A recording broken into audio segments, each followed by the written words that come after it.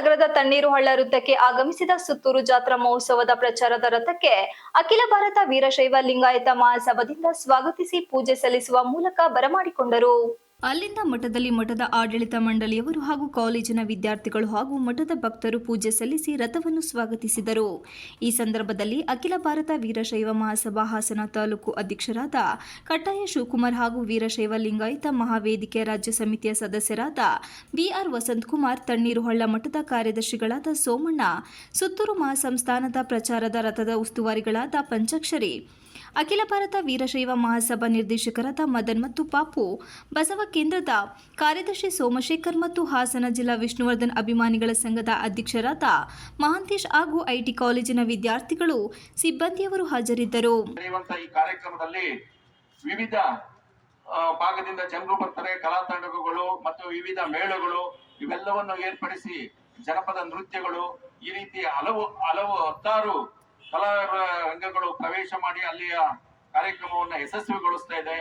ಇದೇ ರೀತಿ ಇವತ್ತು ನಮ್ಮ ಹಾಸನದ ತಣ್ಣೀರಹಳ್ಳ ಮಠಕ್ಕೆ ಆಗಮಿಸಿ ನಮ್ಮ ತಣ್ಣೀರಹಳ್ಳ ಮಠದ ಆಡಳಿತ ಮಂಡಳಿಯವರು ಮತ್ತು ನಮ್ಮ ಹೈಸ್ಕೂಲಿನ ITI ಕಾಲೇಜಿನ ವಿದ್ಯಾರ್ಥಿಗಳು, ಶಾಲಾ ವಿದ್ಯಾರ್ಥಿಗಳು ಮತ್ತು ಮಠದ ಸಿಬ್ಬಂದಿ ವರ್ಗದವರು ಎಲ್ಲರೂ ಸಹ ಇವತ್ತು ಈ ಭಾಗದಲ್ಲಿ ಹೃತ್ಪೂರ್ವಕವಾಗಿ ಸ್ವಾಗತ ಮಾಡಿ ಪೂಜೆಯನ್ನು ಸಲ್ಲಿಸಿದ್ದಾರೆ.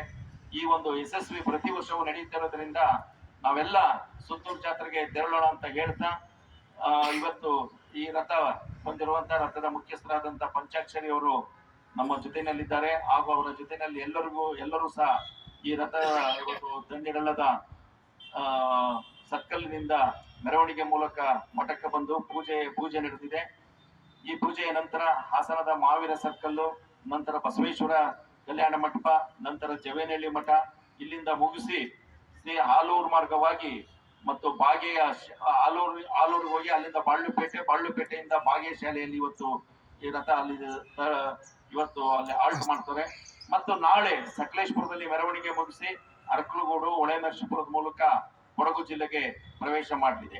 ನಂತರ ನಗರದಲ್ಲಿ ಮೆರವಣಿಗೆ ಮೂಲಕ ಹಾಸನದ ಹೇಮಾವತಿ ಸರ್ಕಲ್ಗೆ ರಥವು ಆಗಮಿಸಿತು. ಈ ಸಂದರ್ಭದಲ್ಲಿ ವೀರಶೈವ ಲಿಂಗಾಯತ ಮಹಾವೇದಿಕೆಯ ವತಿಯಿಂದ ವಸಂತಕುಮಾರ್, ಜಿಲ್ಲಾಧ್ಯಕ್ಷರಾದ ಪ್ರಸನ್ನರವರು, ಮಹಾಂತೇಶ್ ಅವರು, ತಮ್ಮಯ್ಯರವರು ಹಾಗೂ ಭಕ್ತ ಮಹಾಶಯರು ರಥವನ್ನು ಭಕ್ತಿಪೂರ್ಣವಾಗಿ ಬರಮಾಡಿಕೊಂಡರು. Srinivas, TV 46 Malenadu news, Hassan.